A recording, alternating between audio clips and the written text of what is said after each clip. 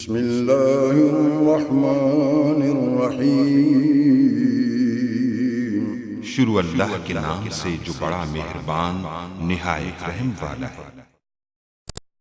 तो गाइस, तो इस ट्यूटोरियल में हम इस वीक के लास्ट टॉपिक के बारे में डिस्कस करेंगे, जो है स्टूडेंट प्रोजेक्ट वर्क स्ट्रक्चर। तो ये क्या होता है, इसके बारे में हम डिस्कस, यानी कि इसका मतलब है कि स्टूडेंट जो है अपने जो उनका प्रोजेक्ट होता है उसमें वो कैसे काम करते हैं। तो जो वो काम करते हैं वो अपने काम को डिवाइड करके करते हैं। तो सबसे पहला जो वर्क, जब स्टूडेंट प्रोजेक्ट वर्क स्ट्रक्चर या कोई भी प्रोजेक्ट है, जब उसके स्ट्रक्चर की बात की जाए तो उसमें हमारे पास एक ही क्वेश्चन राइज होता है, जो वो क्वेश्चन है what is work break down structure. इसको हम कहते हैं WBS भी आप कह सकते हैं, वर्क ब्रेक डाउन स्ट्रक्चर।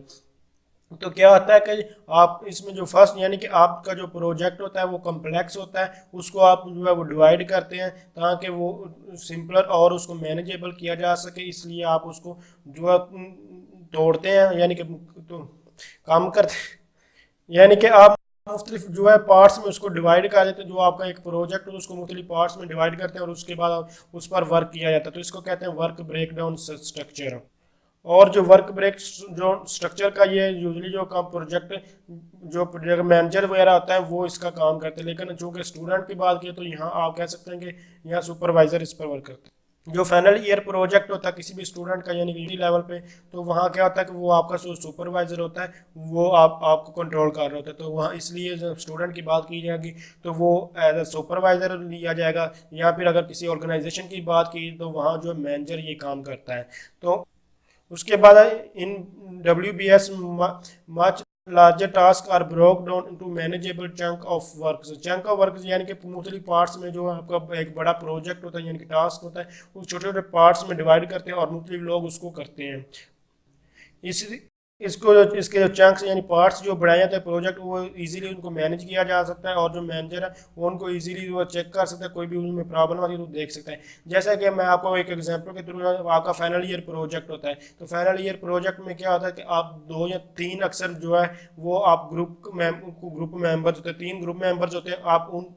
आप अपने प्रोजेक्ट 2 या 3 होते हैं हर यूनिवर्सिटी में, तो वो डिवाइड करते हैं अपने वर्क, यानी कि आपने आपने अपना प्रोजेक्ट सिलेक्ट किया है कि आपने वेब डेवलपमेंट पे काम करना है, यानी कि आपने जो जैसे एक स्क्रीन आपको फेसबुक यूज़ कर, आप एक जो फेसबुक का फ्रंट एंड होता है, एक बैक एंड पे होता है। तो इसी तरह जो कुछ होते हैं वो कहते हैं कि मैं HTML और CSS पे काम करूँगा, और कुछ जो है वो कहते हैं कि मैं जावास्क्रिप्ट और PHP पे काम करूँगा या ASP.NET पे।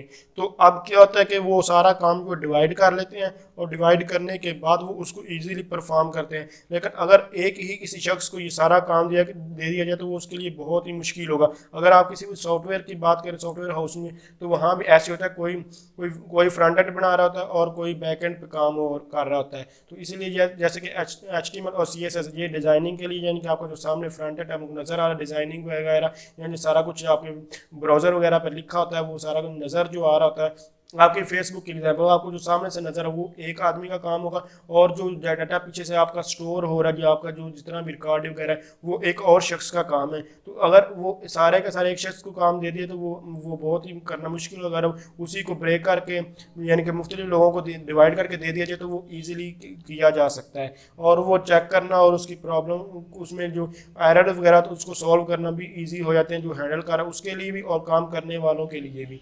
इसलिए इसमें वर्क ब्रेकडाउन स्ट्रक्चर आता है।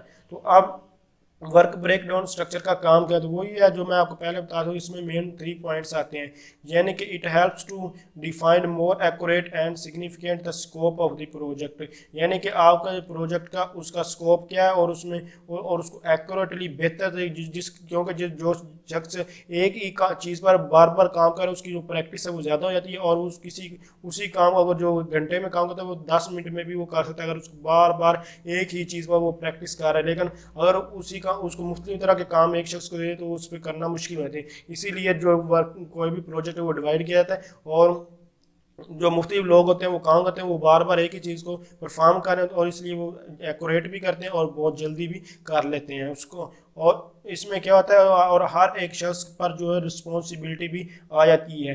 तो जो भी वो अगर कोई फ्रंट एंड पे काम करे तो वो फ्रंट एंड का जो है रिस्पॉन्सिबल हो जाता है, उसमें किसी किस्म का कोई एरर कुछ भी आएगा। तो लेकिन जो बैक एंड पे काम करे उस पर ये रिस्पॉन्सिबिलिटी बैक एंड पे कैसे डाटा जो सारा स्टोर हो रहा है, क्या कुछ कर रहा है, वो उसकी जिम्मेदारी है। और रिसोर्स एलोकेशन भी वहाँ ईजी हो जाता है, और मोनिटरिंग और कंट्रोलिंग भी जो मैनेजर है उसके लिए ये काम ईजी, यानी कि वो हर एक का अल्लाह ताला थोड़ा थोड़ा काम होगा और उसको ईजिली वो देख पाएगा। यहाँ अगर इकट्ठे ही काम होगा तो वो देखना और उसको चेक करना बहुत ही मुश्किल हो जाता है।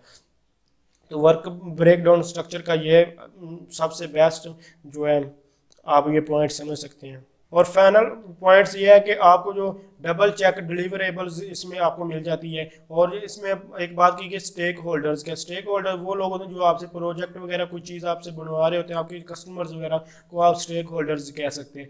तो ये आपके स्टेक होल्डर होते हैं। अब जब आप इसको कोई अपना प्रोजेक्ट जब कंप्लीट हो जाता है तो डिलीवर होता है, क्योंकि आपने एक प्रोजेक्ट को पार्ट्स में डिवाइड किया था और उसी प्रोजेक्ट को आप दोबारा जब कंबाइन करते हैं, यानी कि एक पार्ट्स में था उस सारे पार्ट्स को मिला देते हैं, फिर दोबारा उसी जो एक आपका बड़ा प्रोजेक्ट हकीकत में जो प्रोजेक्ट था उसको एज एक कंप्लीट प्रोजेक्ट जब कस्टमर को डिलीवर करना होता तो सारे पार्ट्स इकट्ठा किया जाता है। जब डिलीवर किया जाता तो अब उसमें कोई भी चीज़ जो मिसिंग वगैरह वो दोबारा चूँकि चेक हो रहा होता तो उसमें पता चल जाता है। और दूसरी चीज़ आज ओवरलैपिंग। ओवरलैपिंग आपने यूनियन इंटरसेक्शन वगैरह मैथ में पढ़े होंगे। तो ओवरलैपिंग का मतलब है दो चीज़ें उनमें कुछ क्या आपस में मिल रहा है या कोई डुप्लीकेट चीज़ें तो नहीं आ रही। तो ये सारी चीज़ें इससे जो है पता चल जाती हैं। और सबसे बेस्ट इसका जो ब्रेक डाउन स्ट्रक्चर का फ़ायदा है वो यही है कि आपका जो काम है वो इजी हो जाता है और टाइम की बचत हो। जब टाइम की बचत हो वो सबसे टाइम जो है कोई भी चीज़ अगर आपने अपने लैपटॉप को ही ऑन करना है तो अगर आपका टाइम बहुत ले रहा है लैपटॉप ऑन होने पे तो आप